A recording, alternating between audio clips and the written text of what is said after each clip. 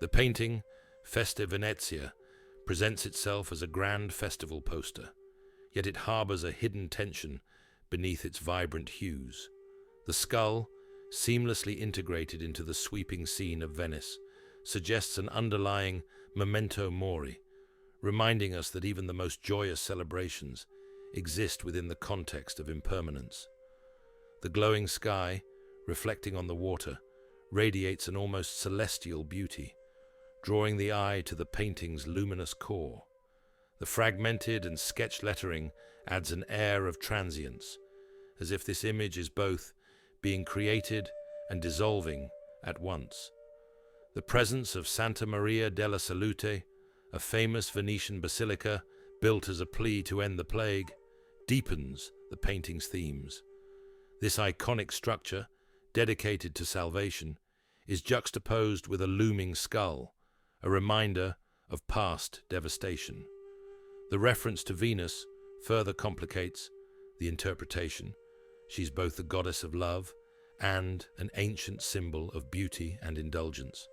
Venice, a city of grandeur and decay, becomes the perfect stage for this interplay between festivity and foreboding. In Zen, festivals and death are not separate. They are merely different faces of the same moment. The painting, like a koan, invites us to embrace paradox, joy within impermanence, beauty within decay, celebration within the inevitability of loss. Just as the skull and landscape merge into one, Zen teaches that there is no duality between life and death, self and surroundings.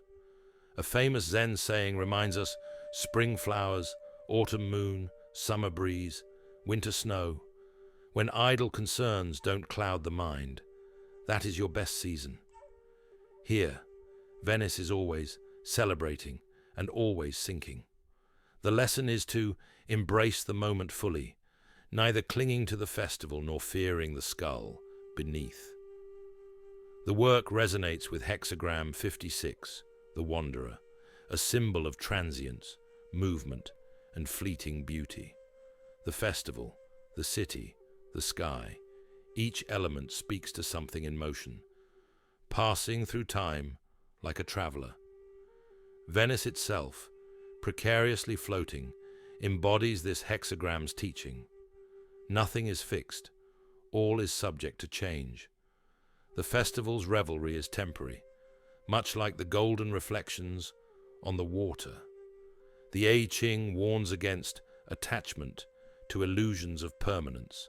Instead, it advises embracing the path as it unfolds. The skull in the composition serves as a reminder of this wandering existence. One must celebrate without grasping. Lao Tzu's wisdom permeates this work. Venice is a city of both creation and erosion, and so is the human experience. The attempt to imagine a poster captures this tension. A poster is meant to promote, to preserve an event. Yet this painting reminds us that no festival, no city, no civilization can be truly held in place.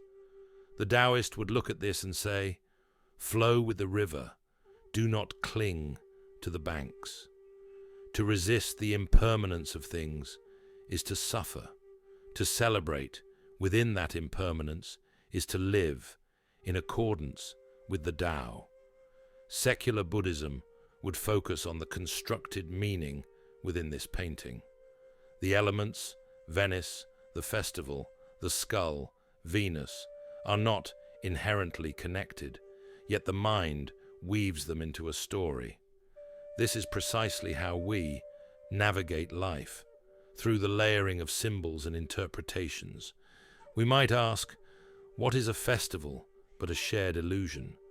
What is a city but a collective dream? Like the fragmented text in the painting, meaning is not fixed. It is something we create and discard in an ongoing process. Ask yourself, what is the energy of this festival? What would it feel like to stand in the moment before the lights go out, before the city sinks another inch? The painting does not seek resolution. It pulses with life, precisely because it is unfinished, unresolved. The invitation to imagine a poster suggests an awareness of the act of creation, of how we construct and frame our own stories.